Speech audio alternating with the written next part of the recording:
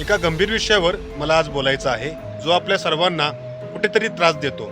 तो म्हणजे शासकीय कामांमधील भ्रष्टाचार. आजही अनेक सरकारी अर्ज प्रक्रिया ऑफलाईन पद्धतीने चालतात. याचाच फायदा घेऊन काही भ्रष्ट अधिकारी आणि कर्मचारी लाच घेतात. कल्पना करा, एका 10 रुपयाच्या कामासाठी 7 दिवसांची मुदत असते, पण जर तुम्ही पैसे दिले नाहीत तर तेच काम पूर्ण व्हायला महिनाभर लागतो. आणि जर तुम्ही 500 रुपये दिले तर दुसऱ्याच दिवशी तुमचे काम होते. हे असं का? कारण ऑफलाईन प्रक्रियेमुळे लाचखोरीला वाव मिळतो. हे चित्र फक्त एका ठिकाणी नाही तर संपूर्ण भारतात कमी जास्त प्रमाणात आपल्याला पाहायला मिळतं. यावर एकच प्रभावी उपाय आहे, तो म्हणजे सर्व शासकीय अर्ज प्रक्रिया आणि संबंधित कागदपत्रे पूर्णपणे ऑनलाईन करणे. जेव्हा सर्व प्रक्रिया ऑनलाईन होतील तेव्हा पारदर्शकता येईल. कोणालाही लाच मागण्याची किंवा कामाला उशीर करण्याची संधी मिळणार नाही. प्रत्येक अर्ज, प्रत्येक कागदपत्र ट्रॅक करता येईल. त्यामुळे भ्रष्टाचाराला आपोआप आळा बसेल. डिजिटल इंडियाच्या या युगात आपल्याला हे बदल स्वीकारायलाच हवेत.